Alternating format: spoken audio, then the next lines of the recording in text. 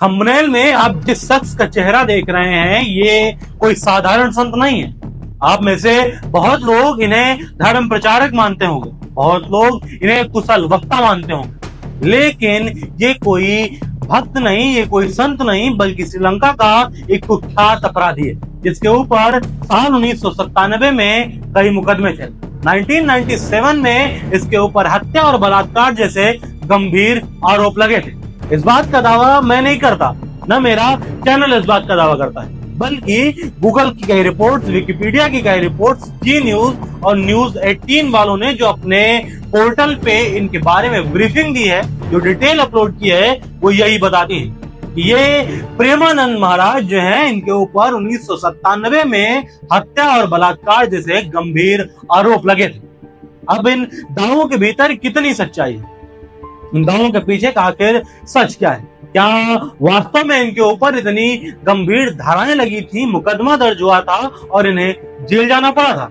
तो चलिए आइए शुरू करते हैं आज का वीडियो और समझते हैं प्रेमानंद की उस जिंदगी के बारे में जिसके ऊपर अभी तक पर्दा पड़ा हुआ है। सालों से लोग जिस कहानी को जानना चाहते हैं, जिस कहानी को समझना चाहते हैं, उस पर से शायद आज के इस वीडियो से पर्दा उठ जाएगा। नाम प्रेम कुमार सोनसर, जन्म स्थान श्रीलंका, माटेल सिलोन, जन्म का साल 1951। एक आश्रम की स्थापना, प्रेमानंद आश्रम की स्थापना, जहां पर अनाथ और गरीब बच्चों की, असहाय बच्चों की मदद की जाती है। एक ऐसा आश्रम जहां पर विधवा महिलाओं को शरण दी जाती है। एक ऐसा आश्रम जहां जेंडर इक्वलिटी कुछ नहीं, जहां पर महिलाएं ज्यादा होती है। और उसी आश्रम का एक संस्थापक, उसी आश्रम का एक शख्स जिसे लोगों ने साईं बाबा का नाम दिया, कुट्टी साईं बाबा का नाम दिया, रवि कुमार नाम दिया और ऐसे अनगिनत नाम दिए। अब ये नाम लोगों ने दिए या फिर उसने खुद अपने अपराधों के ऊपर पर्दा डालने के लिए अपने अलग अलग नामकरण।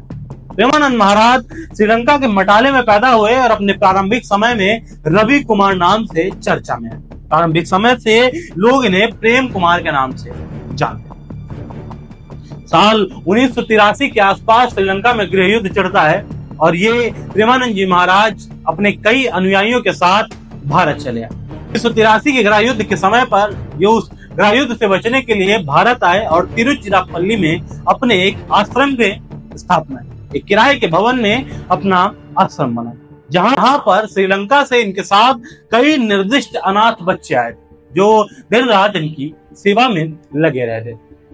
ये यहाँ पर एक आश्रम बनाते हैं और वो बच्चे रहने लगते हैं। कुछ समय के बाद ये वहां से फातिमा नगर चले जाते हैं, जहां पर एक आश्रम बनता है जो तकरीबन 150 एकड़ में फैला होता है, जहां फूल, फल और सागौन के बागान चारों तरफ। इस आश्रम में लगभग 200 से ज्यादा लोग रहा करते थे, जिसमें से अधिकतर लोग श्रीलंका के मूल निवासी हुआ करते थे। फिर एक दिन ऐसा होता है जो इस आश्रम में शायद नहीं होना चाहिए था। एक अरुल ज्योति नाम की लड़की होती है जो 1994 में इस आश्रम को छोड़कर भाग जाती है।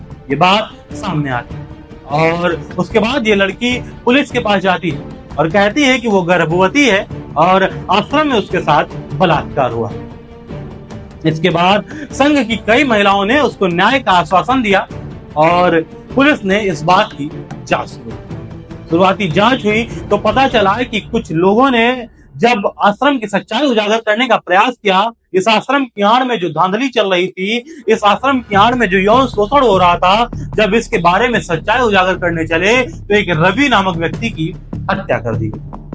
और ये हत्या करने के बाद उसकी लाश के अवशेषों को आश्रम के अंदर ही दफन कर दिया गया। 150 एकड़ जितना बड़ा एरिया, वहां पर किसी एक लाश को छुपाना तो बिल्कुल आम बात है।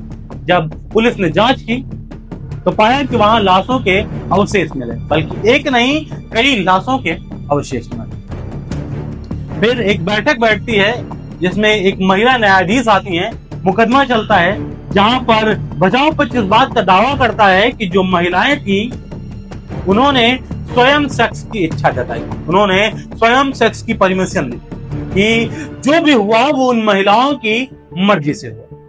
बचाव पक्ष ने इस बात का भी दावा किया कि प्रेमानंद के पास दैवीय शक्तियां थी, वो जादू करने में माहिर थे, वो कोई भी चमत्कार करने की सामर्थ्य रखते हैं। इस बात को मिथ्या करार करने के लिए न्यायाधीश ने वहां पर एक जादूगर को उपस्थित किया और उससे जादू करवा के दिखवाया और कहा कि ये कोई चमत्कारिक शक्तियां नहीं बल्कि एक कला है। और बचाव पक्ष की इस दलील को उन्होंने खारिज कर दिया कि महिलाओं ने स्वयं सेक्स की अनुमति दी।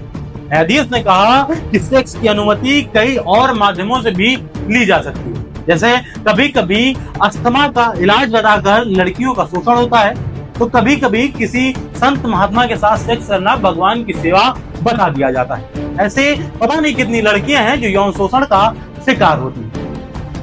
और प्रेमानंद के झांसे में जो लड़कियां आई उनकी उम्र 16 साल से भी कम थी। इसके चलते पॉस्को एक्ट के तहत भी प्रेमानंद के ऊपर मुकदमा दर्ज किया गया और मुकदमे के दौरान प्रेमानंद ने हर कोर्ट के दरवाजे तक, हर कोर्ट में उन्होंने अपनी अपील डाली, अपनी बेल की अपील डाली, लेकिन जो प्रारंभिक साक्ष्य थे उनके आधार पर किसी भी कोर्ट ने उनको बेल नहीं दी। अरुल ज्योति का जो गर्भधारण था उसके भ्रूण की जब जांच की गई और सीमेन सैंपल और डीएनए का जांच जब की गई, वो भी प्रेमानंद से मैच खाते थे, वो भी प्रेमानंद के साथ मैच करते थे। इसकी वजह से ये प्रूव हो गया और जब मुद्दई खुद गवाह बन जाता है तो शायद कोई भी बचाने वाला पैदा नहीं। और वही हुआ प्रेमानंद के साथ। प्रेमानंद को भी सजा सुनाई गई और साल 2011 में सेंट्रल जेल में उनकी मौत हो गई। आज भी कई लोग प्रेमानंद को भगवान मानते हैं, कई लोग प्रेमानंद की पूजा करते हैं, लेकिन क्या ये सही था? लेकिन प्रेमानंद की मृत्यु के बावजूद भी लोग आज उन्हें भगवान मानते हैं। कोलंबो, श्रीलंका जैसी कई जगहों पर इनके मंदिर बनाकर इनकी पूजा की जाती है। लोग कहते हैं कि इन्होंने विधवाओं की मदद की, इन्होंने गरीब, अनाथ और असहाय बच्चों की मदद की, इन्होंने ऐसे दिव्यांग बच्चों की मदद की जिनकी मदद करने के लिए कोई तैयार नहीं। लेकिन मदद के बहाने किसी का शोषण करना, क्या ये प्रेमानंद के लिए सही था? एक मीटिंग हुई जिसमें 50 से ज्यादा देशों के प्रतिनिधि शामिल हुए और प्रेमानंद का एक सम्मान समारोह आयोजित होता है। ये सारी चीजें पता होने के बावजूद भी कि प्रेमानंद के ऊपर इतने घृणित आरोप लगे हैं, उसके बावजूद भी उनका सम्मान समारोह होना, उसका सम्मान समारोह होना कहां तक जायज है? आप बताइए।